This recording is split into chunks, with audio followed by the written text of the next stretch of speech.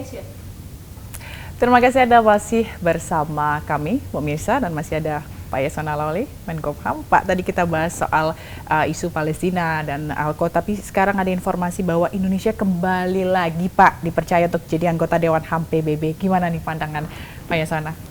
Ini adalah suatu penghargaan yang patut kita syukuri. Ya, ini ketiga kalinya Indonesia menjadi anggota Dewan HAM dunia. Dan ini menunjukkan standing Indonesia di dunia internasional dalam bidang HAM, berarti diakui. Ya, diakui. Terlepas dari perbedaan-perbedaan masih adanya persoalan-persoalan HAM bukanlah soal yang sangat sederhana. Di negara-negara yang advokat HAM juga, ya kita lihat di United States, beberapa negara bukan bersih dari hal-hal yang berkaitan dengan Pasti pelanggaran ada. HAM. Ya. Tidak ada yang sempurna. Ya. Maka barangkali dengan kehadiran kita dalam Dewan HAM ini, kita akan bisa memperjuangkan kepentingan-kepentingan Indonesia ya di Dewan HAM. Tahun depan akan ada pertemuan Dewan HAM di Jenewa, ya mungkin ya saya dan Ibu Menlu mungkin seperti beberapa tahun yang lalu akan hadir di sana, dan saya mengucapkan juga terima kasih kepada Ibu Menlu yang berhasil ya memperjuangkan di PBB sehingga kita mendapat suara terbanyak salah satunya ya, dan menjadi satu kebanggaan tersendiri buat kita sebagai anak bangsa. Ya, tidak mudah, pertarungannya banyak dengan beberapa negara lain, tapi syukurlah Indonesia masih dipercaya dengan baik ya untuk menjadi anggota Dewan HAM dunia. Kita sambut dengan baik dan tentunya akan berjuang demi kepentingan penegakan, pemajuan dan penghormatan HAM di dunia. Oke. Ngomong-ngomong soal hak asasi manusia, dan kita kembali lagi ke persoalan di di dalam negeri gitu ya Pak, mungkin boleh menyinggung sedikit mengenai gerasi yang akan diberikan. Kemarin Menko Polhukam sempat menyatakan bahwa akan memberikan gerasi kepada terpidana narkoba gitu kan. Is it good? Jadi harus dipisahkan, bukan tindak pidana narkobanya, tapi pemakai. Okay. Jangan jadi, misquote. Ya, baik, itu dia pentingnya mengkonfirmasi nih Pak. Pernah dulu, pada waktu dulu bahkan saya sudah pernah bertemu, karena kan gerasi itu harus kan dengan pertimbangan Mahkamah Agung. Dulu zaman Pak Hatta Ali masih Ketua Mahkamah Agung, saya udah pernah bertemu dengan beliau mengajukan. Karena di lapas rutan Indonesia itu mayoritas lebih 50% penghuninya itu tindak pidana berkaitan dengan narkoba. Apakah itu bandar, apakah itu pemakai, apakah itu kurir. Dan ini membuat overkapasitas yang sangat berat buat lapas. Nah, sekarang dalam revisi Undang-Undang Narkotika yang sekarang dibahas di Komisi 3 di Panja, pendekatan kita adalah pendekatannya pemakai itu udah direhab. Oke, jadi bukan di penjara, bukan tapi direhab. Di penjara, direhab. Jadi ini akan ada juga upaya rehabilitasi pemakai, akan menggunakan, kemarin sudah kita putuskan di rapat, Presiden sudah setuju memakai Rindam, fasilitas pelatihan TNI, mereka dilatih dan ada kurikulumnya itu di sana, dididik di sana. Sebagian mungkin ada di mana ada pesantren-pesantren yang sukses, ya banyak fasilitas-fasilitas yang ada, dan ini akan kita lakukan secara masif. Okay. Ya. Tapi gembong-gembongnya, toke-tokenya harus kita beri pelajaran, termasuk tindak pidana pencucian uang. Kami akan memindahkan secara besar-besaran nanti ke Nusa Kambangan. Itu khusus gembong-gembongnya? Oh iya, khusus Bandar Khalifah. Kita akan kumpulin nanti dari seluruh Indonesia, kita angkut pakai Hercules. Kami sedang, memang Nusa Kambangan Ya udah mulai padat, tetapi kami sedang mulai tata sekarang bisa berapa ratus, bisa 500 kah, bisa berapa, sedang kami lihat. Ada sekarang lapas baru 3, tetapi yang maksimum security itu di sana itu yang masih belum operasi dan akan operasi tahun ini sudah diangkat kalapasnya, segera kita mau isi. Oke. Nah, kemudian di Karanganyar itu yang super maksimum security. Itu memang semua itu high tech. Pintunya pakai elektronik, dipantau 24 jam, one man one cell. Oke. Jadi kita mau di sana kan kalau di situ sudah di jam. Kalau di luar di lapas-lapas kami yang lain agak sulit kalau di jam karena bisa mengganggu Komunikasi di sekitar. Komunikasi di sekitar, ya kami mahal sekali alat-alat yang seperti apa kan, kita belum punya kemampuan untuk bangun lapas saja ngap-ngap. Ini jadi kalau di Nusa Kambangan kan nggak ada yang terganggu. Ya kalau anggota kami paling pakai hati, ya kan. Jadi ini lapas-lapas super maksimum ini memang masih perlu kita tambah lagi nanti. Bahkan kemarin dalam ratas Bapak Presiden berkenan meninjau fasilitas yang kita punya di Nusa Kambangan. Ya, jadi ini betul-betul serius bisnis karena ini akan merusak generasi muda. Puluhan ton. Jadi pantai-pantai kita itu masuk dari pelabuhan-pelabuhan tikus karena harganya yang mahal. Semua orang berupaya untuk memasukkan barang haram itu, tetapi akibatnya adalah generasi muda kita sekarang kan narkoba udah sampai di desa-desa, di kampung-kampung, dan ini sangat berbahaya bagi generasi muda. Ya, bagaimana kita menuju Indonesia Emas 2045 kalau sumber daya manusia kita ini kan sudah oleh narkoba dicekoki ya. oleh drugs semua. Ya, jadi ini Presiden mengatakan kita harus lawan tetapi yang ini tadi yang pemakai nanti kalau gerasi tapi dengan kewajiban rehabilitasi. Jadi dipindahkan gitu ya. Jadi yang pemakai ke rehabilitasi. Rehabilitasi gitu. Dikasih gerasi atau ada pemotongan hukuman misalnya. Gerasi melalui pemotongan hukuman. Keluar wajib rehab, ikut rehab. Iya kan, gitu. Berarti prosesnya tetap masuk penjara dulu, abis itu rehab atau langsung? Yang sekarang ini yang di penjara maksudnya itu yang gerasi. Iya, kalau yang nextnya saya sedang ngejar sekarang supaya, makanya saya meminta kepada teman-teman Komisi 3 supaya revisi Undang-Undang Narkotika itu segera diputuskan.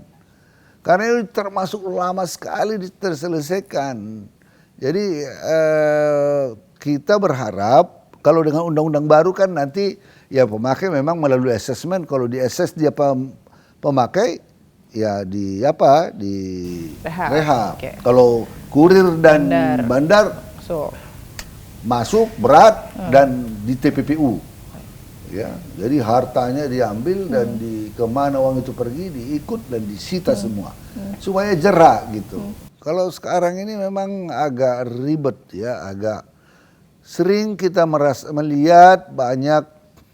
Ya kadang-kadang terjadi moral hazard, ya yang pemakai menjadi kurir, yang kurir jadi pemakai. Kadang-kadang ini sering menjadi persoalan dan menimbulkan moral hazard. Saya nggak usah jelaskan lebih lengkap lah, tapi itulah yang terjadi di lapangan. Jadi saya kira sudah saatnya kita untuk komit tentang rehabilitasi. Karena kalau pemakai dimasukin, ada kurir di lapas, ada pemakai di lapas, ada kurir di lapas, ada bandar di lapas. Akibatnya apa? Pasar. Pasar di lapas itu sendiri. Kurir tahu di mana pasarnya, di luar-luar sana kalau ada apa pasar datang, ketergantungan ada di dalamnya pasar.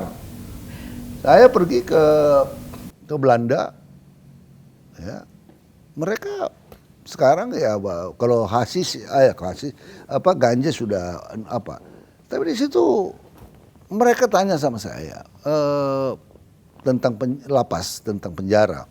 Saya bilang di Belanda kan agak kosong lapasnya, bahkan mau disewakan ke orang-orang negara lain. Wow, bisa ya Pak gitu? Karena ya tingkat kriminal dan mereka pendekatannya probation dan restoratif justice. Kalau kecil-kecil untuk apa dimasukin ke lapas? Dan di undang-undang kita KUH pidana yang sekarang sudah begitu. Kita konsep restoratif justice. Kalau yang piring rendah-rendah, ada ketahuan nenek mencuri coklat, mencuri should you ayam send ya. her to jail? Yeah. Iya kan?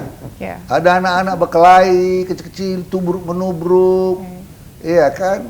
Kamu taruh di lapas, jadi bandit dia nanti.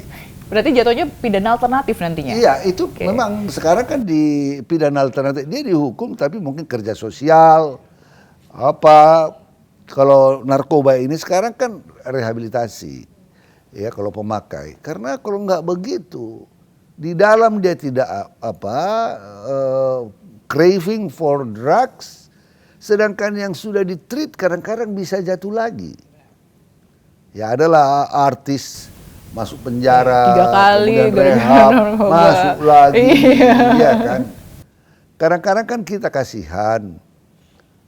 Kalau artis ketangkap begitu ya dianggap pemakai. Padahal ada rakyat yang pemakai karena ada disimpannya 2 biji lagi. Ini kurir ini katanya. Padahal untuk dirinya ini kan membuat ketidakadilan. Jadi udahlah, sekarang kita perbaikilah persoalan-persoalan ini. Nah saya melalui ini saya dorong teman-teman Komisi 3. Tolong kita segerakan revisi undang-undang narkotika, gitu. Ya. Berjuang bersama untuk Indonesia yang lebih baik gitu ya Pak. Kemarin juga akan ada masif screening test, tes urin, mau masuk pegawai, mau masuk sekolah, mau masuk ini, tes. Oh wajib tes orang. Iya, terus tahu kita kan karena ini udah masif ini yang kena penyakit ini gitu. Lah kalau yang kalian kan sudah tahu bagaimana seriusnya persoalan ini yang membuat presiden jadi sangat geram. Aparat penegak hukum ada yang terlibat. Ada ini yang terlibat. Ya petugas saya pun karena dia lemah. Ada juga kadang-kadang yang terlibat. Berapa yang sudah kami pecat? Di dalam ada pemakai, di dalam ada ini, ya kan? Dikasih tahu kurirnya, ya kita kirimlah, taruh di bawah makanan itu, atau dibikin ini. Oh segala macam cara lah. Ya, ada yang dibantu sama petugas kan, lumayan. Mungkin 10 juta nggak tergiur dia kan. Kalau sudah sampai 30-40 juta udah mulai dia bilang, waduh mantap juga ini barang. Tergiur lah dia Pak, tergoda lah dia. Tergoda lah imanku kan. Jadi makanya ya udahlah pemakai itu, udahlah. Kita rehab aja supaya dia sembuh. Memang negara harus terlibat. Kemarin dibicarakan bagaimana anggaran, bagaimana ini. Dan itu sudah pernah dilakukan zamannya Pak Anang yang KBNN dulu. Kami BNN sudah menyiapkan anggaran rehabilitasi. Ya terjadi perubahan kebijakan jadi berubah. Nah ini yang soal. Jadi waktu sama seperti di Belanda, dia tanya sama saya, kalian narkoba kalian apain? Ya kalau pemakai yang merehab. Kalian melihatnya apa?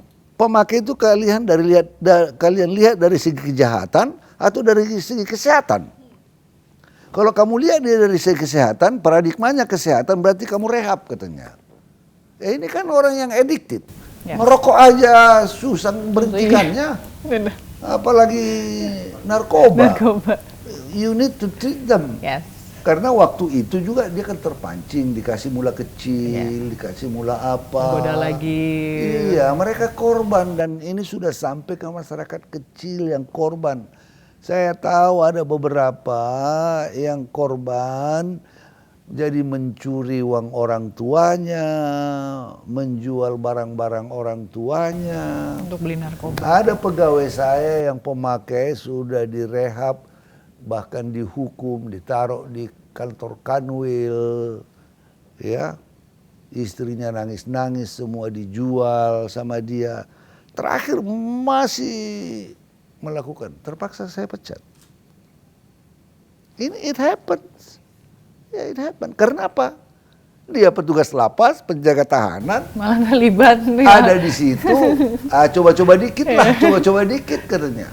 Harusnya bisa jadi ini. Mungkin dia jaga malam kan biar agak gitu. Coba ini katanya, supaya happy katanya kan.